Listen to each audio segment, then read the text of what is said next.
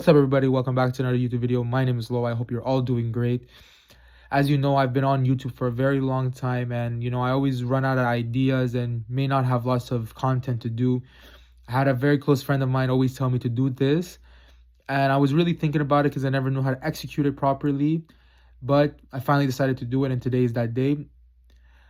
I'll be rebranding the whole channel into this new thing called Fight Code, where you're going to be seeing lots of videos revolving around the UFC, boxing, WWE, all these types of stuff, predictions, tier lists, hot takes, whatever it may be, talking about news that's happening and all that. I hope you guys are going to enjoy.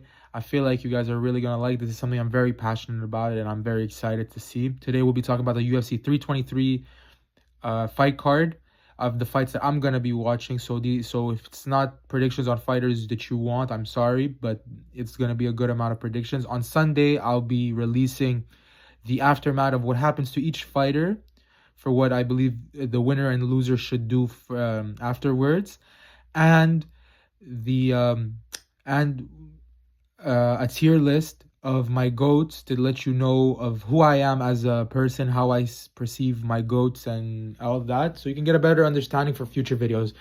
Unfortunately, this video is a little bit rushed because it was supposed to release a couple days ago, but things did not work out well. So hopefully, as I grow and as I continue with these videos, the video quality and everything is going to be a lot better. So without further ado, let's get started with one of the first fights. Edson Barboza versus Jalen Turner. Man, I really love Jalen Turner. I feel like he's a very exciting fighter. Unfortunately, both him and Barboza are 1 and 2 in their last 3 fights. Turner losing twice by finish, if I'm not wrong, KO and one fight, KO TKO in one fight and submission in another fight. Barboza more by decisions. But I'm going to have to go with Jalen Turner here. I believe Jalen Turner is still a very good prospect. I know he just retired and then unretired. But, man, you guys have to know that Barboza has been here for a very long time. Over 15 years, about 15 years. He has a lot of wear and tear on him. And, man, I'll be honest. And this is going to be one of the only early things I'm going to say for the loser. But I believe Edson Barboza retires after this fight because, man, I don't think any more damage is going to be good for this man. I believe Jalen Turner is going to win by split decision. I think it's going to be a very close fight. I believe both of these fighters right now are on the same exact level. And I think it's going to be a very fun fight. This is a fight that you should not miss. I know a lot of people love to watch the main cards and miss the prelims and the early prelims. I was the same way. But, man, you cannot miss Jalen Turner versus Edson Barboza. I think it's going to be a great fight. And I can't wait to see what happens.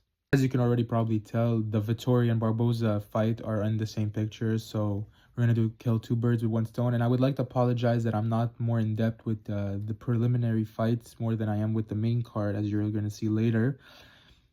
I did not come as prepared as I should have, and I will try to make that adjustment next time. But let's get into it. Marvin Vettori versus Bruno Ferreira. Man, Ferreira is a very good competitor and a very good contender, and I believe he's going to go very far in this middleweight division. I don't believe the middleweight division is as stacked as it used to be, so I think Ferreira could probably move up very quickly in this division. Marvin Vettori, even though he's on a losing streak right now, that man has a granite chin, and he took Israel Adesanya to the limit 2 times. With some people thinking that he won the first fight, I don't believe so. I believe Izzy really did numbers on him, and I believe that second fight really destroyed him. But I do not think Vettori's chin is gonna crack in this fight like a lot of people think it will.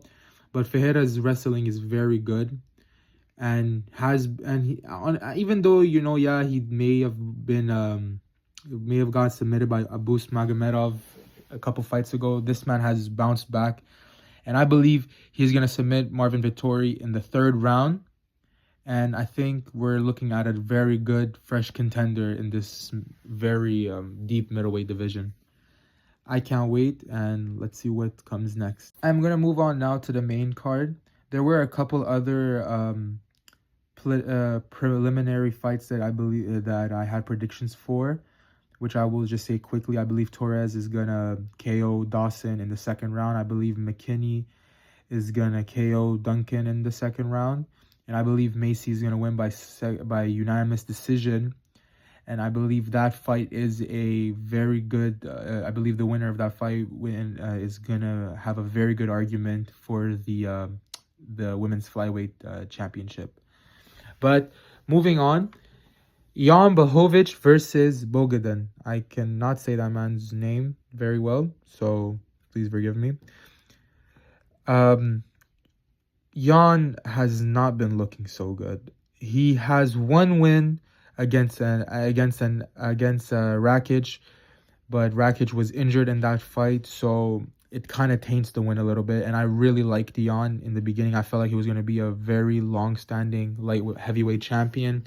It's unfortunate how he's fallen off, but Bogdan, man, he's going crazy. I think he's a very hard hitter, and I think he's going to be an amazing addition to this light heavyweight division, especially when you got people like Azmat Mekhamedov in this division and all these people. I think he's going to do very well. I think he's going to win by second round TKO and move on in this division.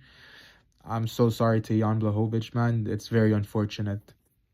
Now here comes a kind of tricky fight. I'll be honest, I'm not the biggest fan of Peyton Talbot. I believe he's a little bit of a hype job. And I don't know, man. I don't feel like... I'm not the biggest fan of him, but this is not about who I like and who I don't like. This is about fights. And as much as, if I'm not wrong, both of these fighters, Cejudo and Talbot, have losses in their last fight. I know for a fact Cejudo did, and Talbot, I don't remember if I'm right or wrong, but I'm pretty sure he lost his last fight, which was his first loss in the UFC and in MMA in general. But I believe Talbot has a lot more hype coming into this, and I don't believe Cejudo has it as much as he used to. I feel like that retirement he did back in 2020 really brought him down and really killed his momentum. And as you've seen with the eye poke in the last fight against Song Yadong, and those close fights with Aljamain Sterling, and that absolute demolition from Merab, I don't feel like Cejudo has it anymore. But he's a great guy, man. The man was a two-way world champion, defending belts twice. I think it's time to pass it on to this young up-and-comer. And I can't wait to see what Talbot can do next. Maybe Talbot proves me wrong and could turn me into a fan. But I believe Peyton Talbot's going to win by split decision. I still do think Cejudo could give him a little bit of trouble with Cejudo being a veteran in this sport. But I do think Peyton is going to edge the win here. Here comes to the three most exciting fights for me. Brandon Moreno versus Tatsuo Taira. Man, Moreno, honestly, man, I think Moreno shows shows why he is if not the number one contender in this very stacked flyweight division, losing only to the champion in Alejandro Pantoja, who is arguably one of the greatest flyweights of all time, only second to the GOAT of all time, to the greatest of all time, Demetrius Johnson. But he's been on a very amazing win streak. Same with Tatsuro Taira after Taira got his first loss against Brandon Royval by decision. Man, these are two amazing fighters. I think this is the perfect time for them both to fight. It's genuinely I wouldn't say a dream fight, but this is like fights that you don't think would happen. And for Moreno to give Taira this opportunity is a very amazing feat from him. I do believe Tatsuro Taira is going to beat Brandon Moreno by unanimous decision. Now, I love both of them, but I believe Taira, with his wrestling, he's very tricky, and I think he's going to give Moreno some problems. But I will not count Moreno out. I know Moreno, he always somehow pulls something out and always finds a way to prove me wrong. But I believe that Taira is going to get the win. And honestly, this is a win that we should be hoping for, because it's no secret that this is a title eliminator for who's going to face Pantoja next. And it's very easier to to show Tyra versus Pantoja, and then the fourth fight with Moreno and Pantoja. But to be honest, I wouldn't mind the fourth fight. That third fight especially was very, very good. But this fight's going to be amazing. It's going to be exciting. I wish it was 5 rounds and a main event on its own, but it is what it is. Now we come to the co-main event of the evening. Alejandro Pantoja versus Joshua Van. Man, Van's last fight with Brandon Royval, easily one of, if not fight of the year. This is top 3 for me for fight of the year in 2025. Such a amazing back and forth from a fighter coming on like a couple weeks notice against a very dangerous contender in Brandon Royval, and a very young man in Joshua Van. But man, Alejandro Pantoja is just that guy. He's just amazing. I don't believe there is a man that can beat Alejandro Pantoja if it's not if that's not named Demetrius Johnson. I don't think anyone can beat Pantoja. Not on the streak that he's on, not in the momentum that he's with.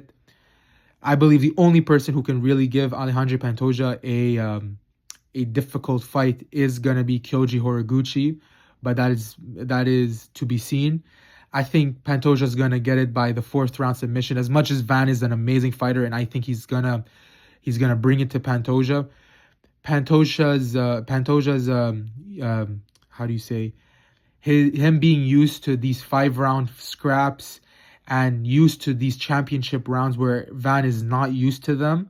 I think Pantoja is gonna edge it out. And even though Pantoja is older than Van being very young like he is not gonna work out well for him. I believe Van, he's gonna be a world champion one day, but it's too soon for him.